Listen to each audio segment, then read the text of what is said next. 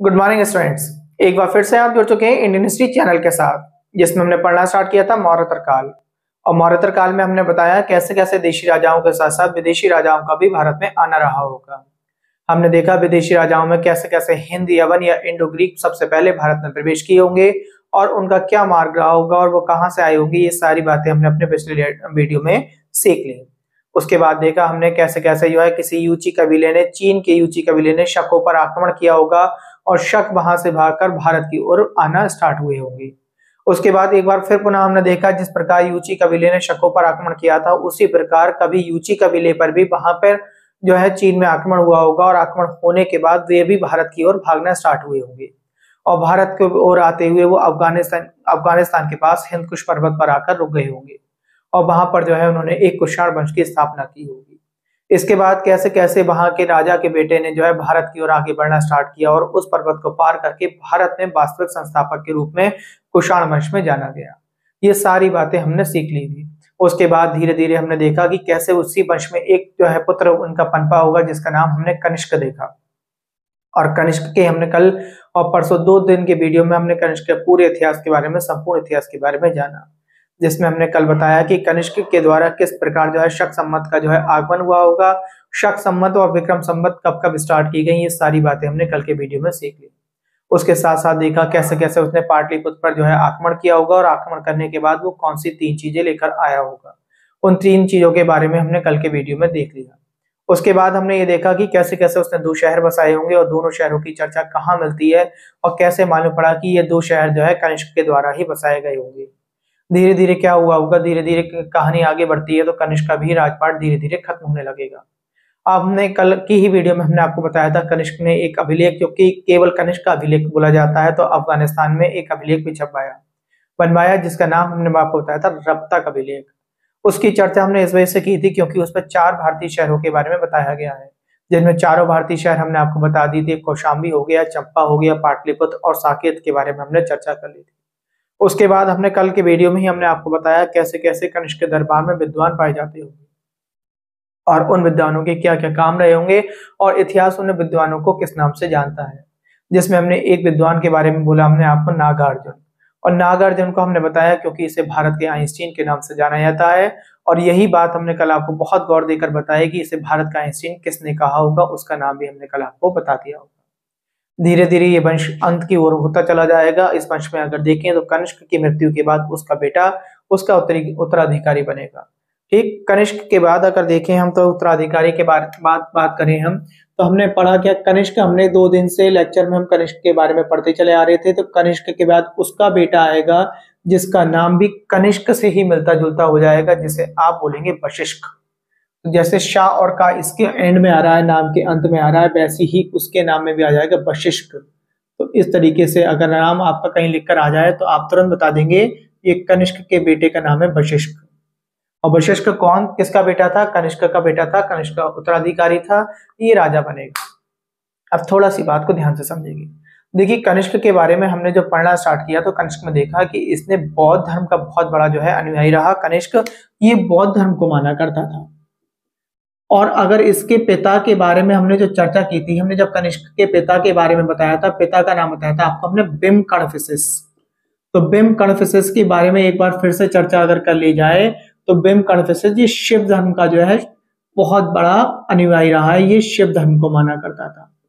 इसकी भी चर्चा अभी हम करेंगे, शिव धर्म के बारे में हमें कैसे जानकारी मिलती है। तो सेम इसी प्रकार अगर देखें तो ये तो बौद्ध धर्म का था। कनिष्क के बारे में बात करें और इसके पिता के बारे में हमने अगर बात करी जिसका नाम बिम कणफिसिस बताया, क्योंकि उसके सिक्कों पर ना हमें सिक्कों पर शिव की और नंदी की मूर्तियां मिलती हैं, आकृतियां मिलती हैं। हमें ये पता चला बिम कणफिसिस जो है शिव धर्म का अनुयायी रहा होगा, मानने वाला रहा होगा, क्योंकि इसके उस पर जो है क्या क्या मिलता है आपको मैंने कहा, भगवान शिव हो गए, शिव के साथ साथ नंदी हो गए, नंदी के साथ त्रिशूल हो गया। ये सारी चीजें हमें किसका सिक्कों पर मिली हैं? इसके पिता जो बिम कणफिसिस थे उन्होंने जो सिक्के छपाए होंगे उन पर हमें ये सारी चीजें देखने को मिलती हैं। और अगर वशिष्ठ की बात करें तो वशिष्ठ के सिक्कों पर हमने देखा तो सेम इसका जो वशिष्ठ है, वशिष्ठ के सिक्कों पर भी इस तरीके से भगवान शिव है।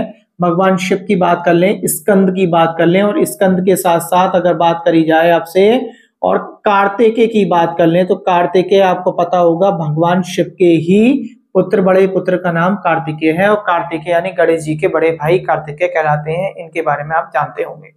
तो आप ध्यान से समझिए। देखिए 3 पीढ़ियां हमने एक साथ बताई। 3 पीढ़ियों में हमने क्या बताया, कनिष्क जो बौद्ध धर्म मानता था, उसके पिता जो थे, हमने उसके पिता को देखा अगर तो पिता उसके शिव धर्म को माना करते थे, क्योंकि पिता के सिक्कों पर हमें 3 आकृतियां देखने को मिली, जिसमें मैंने आपको शिव बताया, नंदी बताया और त्रिशूल बताया। आप ये याद कर लेंगे। और कनिष्क के बाद जो उसके उत्तराधिकारी आया होगा, जिसका नाम मैंने आपको वशिष्ठ बताया, और वशिष्ठ भी हमें आपको ये मालूम पड़ता है कि ये शिव धर्म का बहुत बड़ा अनुयायी रहा होगा, क्योंकि इसकी जो है सिक्कों पर भगवान शिव के, स्कंद के और कार्तिकों की कला आकृति मिलती है।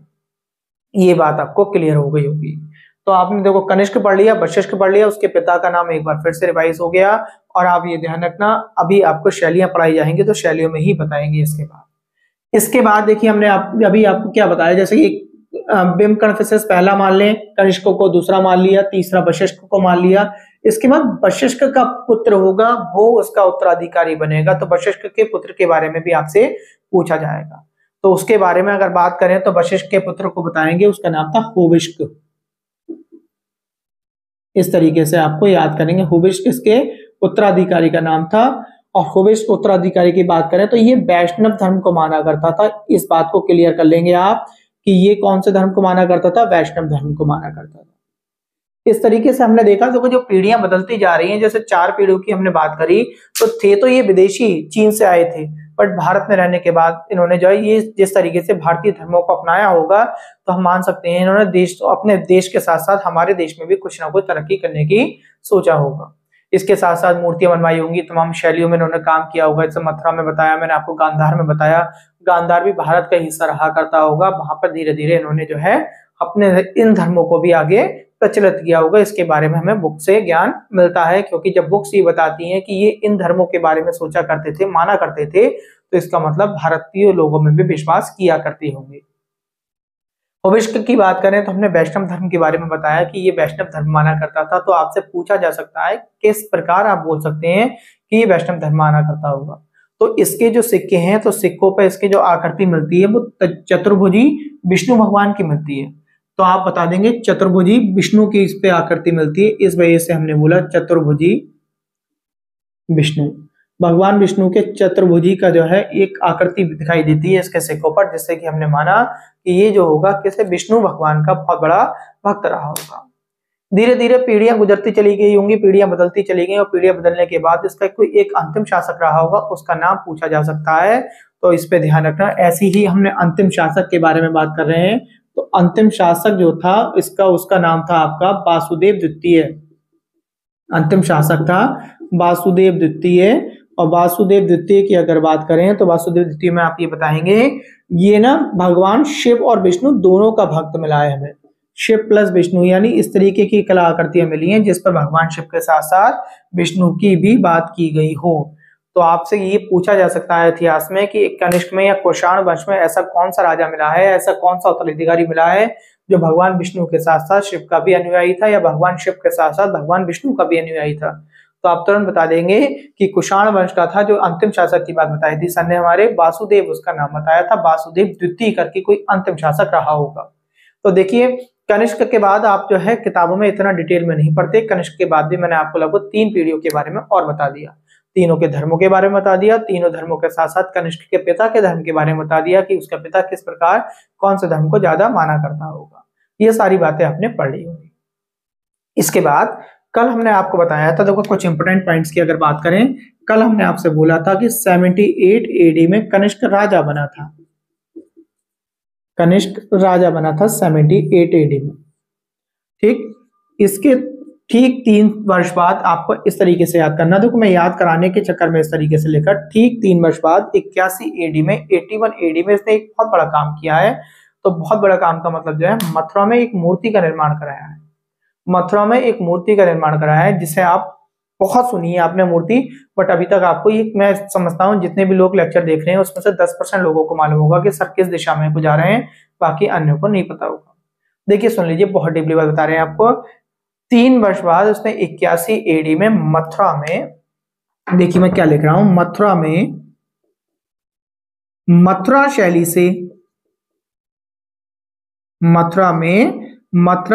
से एक मूर्ति का निर्माण कराया था, भगवान बुद्ध की पहली मूर्ति बनाई थी मथुरा में, मथुरा शैली से भगवान बुद्ध, ठीक है, भगवान बुद्ध की पहली मूर्ति बनी है, पहली मूर्ति बनाई या बनवाई। तो आपसे देखो ये क्वेश्चन बहुत डीपली करके पूछा जाता है कि जो है कि भगवान बुद्ध की पहली मूर्ति कहाँ बनी है, तो आप बता देंगे मथुरा में बनी है। और आपसे पूछ ले कौन सी शैली में बनी है, तो आप तुरंत बता देंगे कि कौन सी शैली में बनी है, ये मथुरा शैली के अनुसार बनी है। आपसे फिर पूछ लेगा किसने बनवाई है, तो आप बता देंगे कनिष्क ने बनवाई है। और ये वही मूर्ति है जो सारनाथ में लगी हुई है। बाद में इस मूर्ति को यहाँ से हटाकर सारनाथ पहुंचा दिया गया। तो सारनाथ में जो भगवान बुद्ध की पहली मूर्ति लगी हुई है वो कनिष्क के द्वारा में बनवाई हुई है और मथुरा शैली से बनवाई हुई है। मथुरा शैली के साथ साथ आप ध्यान रखेंगे कि कब बनी थी, 81 AD में बनी थी और ये पहली मूर्ति है जो मथुरा में बनी है। मथुरा क्या, इनकी भगवान बुद्ध की कोई इससे पहले मूर्ति बनवाई ही नहीं गई थी। तो पहली मूर्ति बनवाई गई वो कहाँ बनवाई गई, कनिष्क के द्वारा 81 AD में बनवाई गई। ये बात आपको याद हो गई होगी। देखिए बहुत ध्यान से इस बात को समझ लीजिए, मैं आपसे एक बार फिर से इस बात को बता दे रहा हूँ। मैंने कल आपको अपने वीडियो में बताया था कि 78 AD में कनिष्क जो है राजा बना होगा भारत का। भारत का राजा बनने के बाद उसके ठीक 3 साल बाद जो है 81 AD में इसने एक मूर्ति का निर्माण करवाया, मथुरा शहर में करवाया, मथुरा शैली में करवाया एक मूर्ति का निर्माण। और जो मूर्ति बनवाई गई वो भगवान बुद्ध की पहली मूर्ति थी, भगवान बुद्ध की पहली मूर्ति थी। और भगवान बुद्ध की इस मूर्ति को ही बाद में सारनाथ में स्थापित कर दिया गया है। इस बात को आप याद कर लें, ये क्वेश्चन बहुत पूछा जाता है आपसे। आपसे पूछा जाएगा भगवान बुद्ध की मूर्ति पहली मूर्ति कौन सी है, तो आप सारनाथ बताएंगे, सारनाथ वाली मूर्ति। बट वो कहाँ बनवाई, अगर आपसे पूछ ली कहाँ बनवाई गई, तो आप ध्यान रखना सारनाथ में नहीं बनवाई गई, ये मथुरा में बनवाई गई। किसने बनवाई थी, कनिष्क ने बनवाई थी। कब बनवाई थी, अपने शासनकाल के 3 वर्ष पश्चात बनवाई थी। 78 AD में ये राजा बना था और 81 AD में इसने मूर्ति बनवाई होगी। आपसे पूछी जा सकती है कि सारनाथ में लघु स्तंभ या सारनाथ में लगी हुई मूर्ति जो है वो कौन सी शैली में है, तो आप तुरंत बता देंगे मथुरा शैली में। और आज हम पढ़ेंगे मथुरा शैली और गांधार शैली, जो 2 शैलियां हमारे यहाँ बहुत ज्यादा प्रचलित हैं, उनमें क्या क्या अंतर है। इसके बाद इन शैलियों के बारे में बात होगी। चलिए आगे की ओर बढ़ते हैं। ये बात आपको याद हो गई होगी, एक इंपोर्टेंट क्वेश्चन जो बन रहा था वो मैंने आपको इंपोर्टेंट क्वेश्चन बता दिया कि ये सारनाथ में स्थित हो गई है। इसके बाद एक क्वेश्चन और मेरे दिमाग में आया अभी अभी आपसे बात करते हुए, वो क्वेश्चन आपसे पूछा जाता है, आप ध्यान रखना। एक चीनी सेनापति से इसका युद्ध हुआ है, चीनी सेनापति से, शायद अगर कभी आपसे पूछ ले। चीनी सेनापति था, उसका नाम था पांचाओ। तो चीनी सेनापति के बारे में आपसे पूछा जा सकता है, उसका नाम था पांचाओ। और पांचाओ से इसका युद्ध हुआ होगा, किसका, पांचाओ और कनिष्क का युद्ध हुआ है।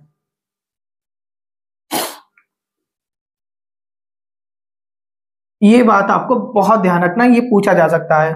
देखिए अगर बात सही से की जाए, अगर सोचा जाए, तो कनिष्क भी तो एक चीनी था। कनिष्क जो भारत में आके इसने भारतीयों के लिए काम तो किया, धीरे धीरे इसकी आगे की जो पूर्व अभी पीढ़ियां मैंने बताई आपको, वो भारत के लिए बहुत ज्यादा काम करके गई, भारत के धर्मों को भी मान के चली गई। बट जो है हमने देखा थे तो ये भी जो है विदेशी आए, तो ये भी चीन से थे, बट ये भारतीयों में गिनती तो की हमने केवल इनकी, ये भी तो विदेशी रहे होंगे। मगर ये देखिए इस विदेशी ने भी और एक विदेशी से चीनी सेनापति जिसका नाम हमने पांचाओ बताया, पांचाओ के साथ में युद्ध लड़ा होगा, किसने, कनिष्क ने लड़ा। ये आपसे पूछा जाता है, इसलिए मैंने आपको बता दिया। अब बात होगी हमारी 2 प्रकार की शैलियों के बारे में। 2 प्रकार की शैलियां हमसे पूछी जाती हैं। जैसे कि हम पहली शैली की बात करें तो गांधार शैली, और दूसरी की बात करेंगे तो अब हम करेंगे मथुरा शैली के बारे में बात। अब देखिए इसमें क्या क्या है, गांधार शैली और मथुरा शैली में हमें क्या पढ़ना है, आप अगर सुन लेंगे ध्यान से आपको याद हो जाएगी। देखिए गांधार शैली में सबसे पहले आपको याद रखना है, इसमें केवल महात्मा बुद्ध की और बोधिसत्व, जो हमने आपको महात्मा बुद्ध के समय में 6 बोधिसत्व बताए होंगे, पीछे वीडियो देख ले जाकर, और 6 बोधिसत्व में जो है इनकी ही मूर्तियां बनाई गई हैं। ठीक है, गांधार शैली में कौन कौन सी मूर्तियां हैं, तो आप बता देंगे इसमें केवल भगवान बुद्ध की, महात्मा बुद्ध की मूर्तियां हैं, और उसके साथ साथ बौद्धिस्ट की मूर्तियां हैं, वो भी 6 प्रकार के जो बौद्धिस्ट बताए थे उन 6 की हैं। तो मैं आपको यहाँ पे एक टेबल वाइज बता दे रहा हूँ, आपको यहाँ समझा दे रहा हूँ। एक तरफ तो मैंने गांधार लिख दिया और एक तरफ लिख देता हूं मैं आपको गांधार के साथ साथ मथुरा शैली के बारे में बात कर रहे हैं। गांधार प्लस मथुरा की बात हो रही है यहाँ पे, ये शैलियों की बात हो रही है, इस शैली में क्या अंतर है आपका, इस तरीके से आप शैली में याद कर लेंगे। मैंने आपको नंबर 1 पॉइंट बताया, इसमें केवल महात्मा बुद्ध प्लस बौद्धिस्त्व, और ये बौद्धिस्त्व की संख्या अगर पूछ ले तो आप कह देंगे 6 इनकी मूर्तियां हैं, की मूर्ति है। और इसमें अगर बात करें तो इसमें देखो ये समझ लें आप कि बौद्ध धर्म की तो है ही है, बौद्ध धर्म की भी है इसमें, जैन धर्म की भी है और हिंदू धर्म की भी है। तीनों प्रकार की मूर्तियों की बात हुई है किसमें, मथुरा शैली की अगर बात करें आप। तो इस तरीके से आपको याद कर लेना कि सर ने बताया था कि केवल बौद्ध धर्म की या बौद्धिस्ट की मूर्तियां जिसमें पाई गई हैं वो तो आपकी गांधार कला है, गांधार शैली है। और तीनों की अगर बौद्ध धर्म, जैन धर्म और हिंदू धर्म तीनों को अगर बढ़ावा दिया गया है तो वो कौन सी में दिया गया है, तो आप तुरंत बता देंगे ये दिया गया है आपका मथुरा शैली में। अब आगे की बात करें, देखिए जब मथुरा शैली की बात करी तो ये मथुरा के आसपास के इलाकों में ही पाई जाती होगी, मथुरा के आसपास। और अगर इधर की बात करें तो इधर नंबर 2 पे आ जाए तो ये देखो पेशावर में थी, गांधार में थी, ये तक्षशिला में थी, ये इस तरीके से आपको याद कर लेना। मैन आपको मैंने 3 बता दिए हैं, गांधार हो गया, ठीक है, तक्षशिला हो गया, और एक और पूछ लेता है मैं आपको बता दूं, जैसे कि उसका नाम याद आ गया मुझे अचानक, बामियान में भी आता है। बामियान आगे हम आपको पढ़ाएंगे बामियान के बारे में, तो बामियान आगे पढ़ाएंगे तो आपको याद हो जाएगा कि सर ने बामियान की चर्चा पीछे कर चुके हैं अपने लेक्चर में। तो 2 बातें आपको याद हो गई, कहाँ पर है, कहाँ तक क्षेत्र फैला हुआ है, ये बात पता चल गई। उसके साथ साथ में मालूम पड़ गया कि किस किस की मूर्ति है। अब दूसरी बात देखिए, इनकी पहचान कैसे करोगे आप। आपको दोनों मूर्तियां मैं रख दूं आपके आगे, या आप कहीं घूमने जाएंगे, भ्रमण पर जाएंगे, तो आप पहचान कैसे करेंगे कि ये जो है गांधार शैली की है या मथुरा शैली की है। तो गांधार शैली की काले पत्थर की या स्लेटी पत्थर की है, और यह काला स्लेटी दोनों मिक्स हो सकती है। तो काला स्लेटी पत्थर में अगर आपको काले में, स्लेटी में या काला स्लेटी दोनों पत्थर में मिल जाए तो आप तुरंत समझ जाना कि ये गांधार शैली पर बनी हुई है। और अगर लाल बलुआ पत्थर मिल जाए तो आप तुरंत बता देंगे ये तो मथुरा शैली है। आपको अब पहचान हो जाएगी, ठीक, किसी को कोई दिक्कत नहीं होगी शायद। यहाँ पे मैंने आपको बताया गांधार में क्या बताया, काला सलेटी बता दिया मैंने, काला सलेटी पत्थर है यहाँ पर। और इसमें अगर बात करें तो इसमें बता देंगे आप लाल बलुआ पत्थर है, आपका लाल बलुआ पत्थर है। देखिए आपको ये बात भी याद हो गई होगी। चौथे पॉइंट की ओर बढ़ते हैं। पहचान मालूम पड़ गई कौन से क्षेत्र में है, ये मालूम पड़ गई, किन किन की मूर्तियां बनी हुई है ये भी हमें मालूम पड़ गई। देखिए चौथी बात करें, इसमें सर्वाधिक मूर्तियां बनाई गई हैं, सबसे ज्यादा मूर्तियां इसी में बनवाई गई हैं गांधार शैली में, और इसमें बहुत कम मूर्तियां बनवाई गई हैं। जैसे कि सबसे पहले हमने बता दी भगवान बुद्ध की पहली मूर्ति बनवाई गई थी इसमें, ये हमने बता दी। तो भगवान बुद्ध की पहली मूर्ति मैं आपको लिख देता हूँ, ठीक है, यहाँ तो लिख दी मैंने आपको, सर्वाधिक मूर्ति लिख दी मैंने आपको, सर्वाधिक मूर्ति, ठीक है। बट मूर्ति बनना जो स्टार्ट हुई वो सबसे पहले मथुरा शैली में बनना स्टार्ट हुई है। इसमें मैंने लिख दे रहा हूं आपको, फर्स्ट मूर्ति बनी है किनकी, फर्स्ट मूर्ति बनी है किसकी, महात्मा बुद्ध, महात्मा बुद्ध। और ये कौन सी मूर्ति है, अभी अभी आपको बताया है, बार बार नहीं बताना चाहिए, अभी अभी मैंने आपको बताया ये वही मूर्ति है जो अब सारनाथ में स्थित है। आपको 4 पॉइंट आपको याद हो गए। अब 5वें पॉइंट की हम बात करेंगे। 5वें पॉइंट की अगर बात करें तो 5वें में ना देखो इन्होंने क्या करा है, जो इनके ना ये यूनानी थे, ये लोग यूनानी लोग थे, तो इन्होंने ना मिक्स करी कलाएं। तो यूनान के एक देवता हैं जिनके बारे में कल भी हम बात कर रहे थे, अपोलो। तो अपोलो देवता को सूर्य के समान माना है, अपोलो देवता को सूर्य के समान माना है। कैसे पता चलता है कि इन्होंने अपोलो देवता को सूर्य के समान माना है, यहाँ पे देखें, अपोलो देवता को सूर्य के समान माना, सूर्य के समान क्यों, क्योंकि एक आभा मंडल शो हो रहा है। आभा मंडल मैंने पीछे बताया था बहुत दिन पढ़ाते हुए कि आभा मंडल क्या होता है, आपको ध्यान आ रहा हो, अगर जो लेक्चर जो है मेरा वही जो कंटिन्यू देखते चले आ रहे हैं उन्हें ध्यान होगा। आभा मंडल बताया था, एक बार फिर बता दूं मैं आपको कि जैसे कि हमारे जो पूर्वज थे या हम भी आजकल जब मार्केट में शॉपिंग करते हैं तो जब हम कभी कभी ना फोटो वगैरह खरीद देते हैं, किसी चीज की सीनरी खरीदते हैं, तो हमने देखा होगा भगवान बुद्ध के पीछे देखा हो या अन्य देवी देवताओं के पीछे देखा हो कि उनके जो फेस होता है, फेस के पीछे एक बहुत ज्यादा चमक सी दिखा देती है, बहुत ज्यादा किरणें से निकलती हुई दिखा देती है, तो उसे आभा मंडल बोला जाता है। तो अपोलो देवता को इन्होंने क्या है, सूर्य के समान माना है, क्योंकि आभा मंडल मालूम पड़ता है। बुद्ध की मूर्तियों में भी इन्होंने जो भगवान बुद्ध की मूर्ति बनाई होंगी महात्मा बुद्ध की, उसमें भी आभा मंडल शो करा है। उसके साथ साथ अपनी ही मूर्तियों में इन्होंने एक तरीके की कपड़ा यूज किया है जिसे हम झीना कपड़ा बोलते हैं, इसमें क्या है, अगर आप ध्यान से इनकी महात्मा बुद्ध की मूर्तियां देखो तो इनके कपड़ों के अंदर से इनका शरीर दिखाई दे रहा होगा, तो इतना हल्का कपड़ा यूज किया हुआ है, तो ये आपको पता चल गई होगी। और यहाँ पर जो है अगर हम इसमें इसके अपोजिट समझ लें तो इसमें आध्यात्मिक चले हैं हम लोग, आध्यात्मिक चले हैं, हमने इनका ना ईश्वर का कहीं कहीं कहा है कि ईश्वर का कोई रूप नहीं है, आध्यात्मिक रूप माना है इसका, हमने ईश्वर का कोई रूप नहीं माना है और मोटा कपड़ा यूज किया है हमने।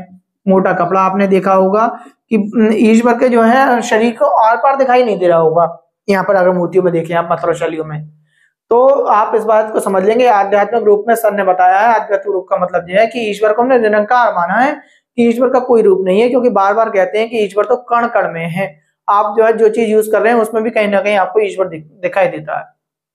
कभी कभी आप देखते हैं कि पशु भी, जानवर भी आपके लिए जो है बहुत ज्यादा सहायक हो जाता है, वो भी आपको जीवन को बचा लेता है, तो इसलिए उसे भी कभी कभी आप ईश्वर के रूप में देखते हैं कि आप तो मेरे लिए ईश्वर की तरह मुझे बचा कर ले गए, ठीक है, तो इस तरीके से मानेंगे। और इसमें अगर देखें तो यहाँ पे जो है छठा पॉइंट, एक पॉइंट और बता देता हूँ आपको, दो पॉइंट और बता देता हूँ कि एक पॉइंट आपको इस तरीके से याद रखेंगे, यहाँ पे ऐसे ना जितने भी आपके मूर्तियां बनाई हैं इंसान का स्वरूप दिया है, जैसे कि इंसान के स्वरूप का मतलब दाढ़ी है, मूंछ है, मांसपेशियां दिखाई गई हैं, इस तरीके से।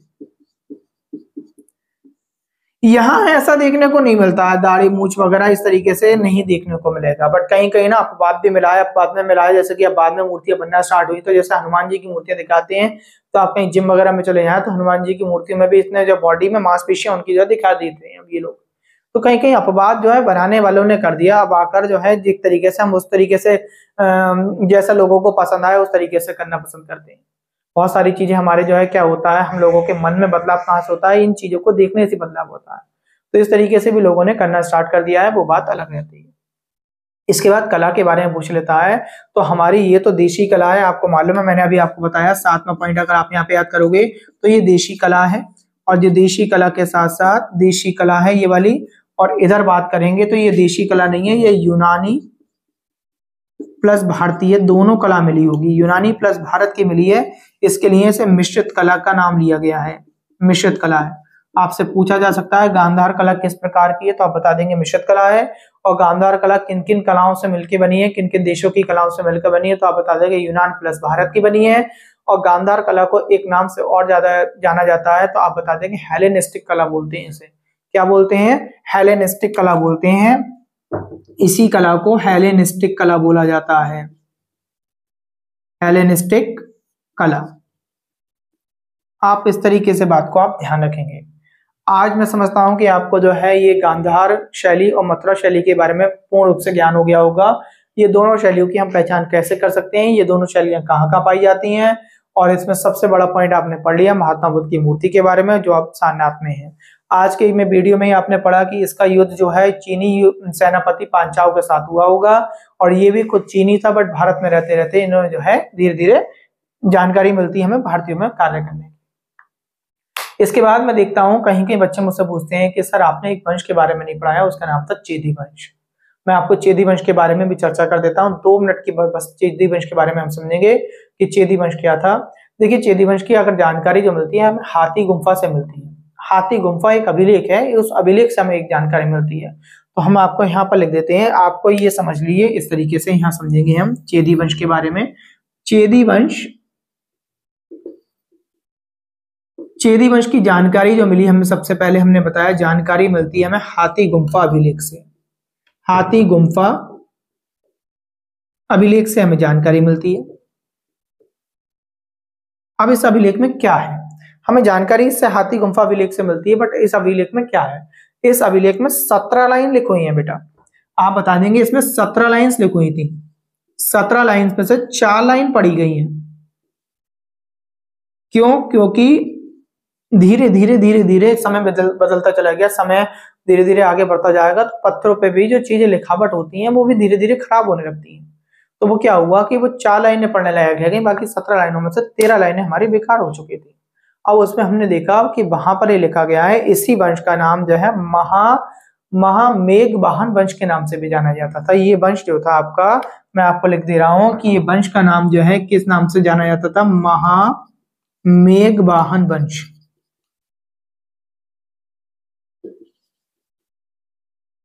महामेघ वाहन वंश। देखिए जो अभिलेख है ना, अभिलेख हमें बहुत बड़ी, ये गुम्फाएं जो हैं जितनी भी हैं, ये हमें बहुत ज्यादा ज्ञान देती हैं।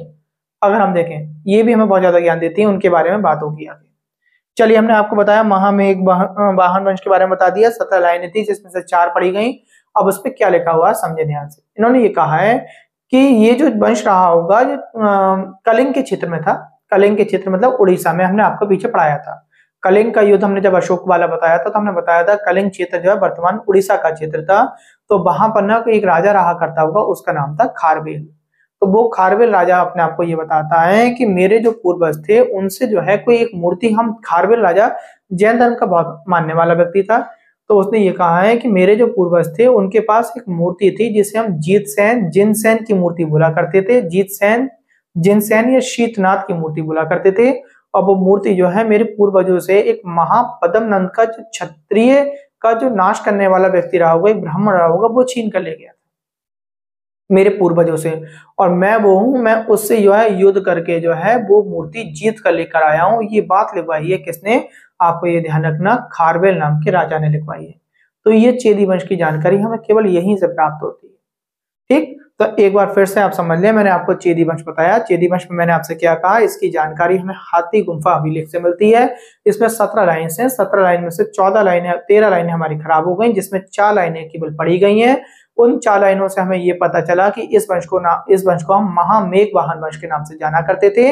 उसके साथ साथ हमने पढ़ा कि ये जो वंश पाया जाता होगा चेदी वंश, जो ये वर्तमान उड़ीसा, जो पहले कलिंग के नाम से जाना जाता था, वहां पाया जाता था। और वहां का राजा खारवेल था।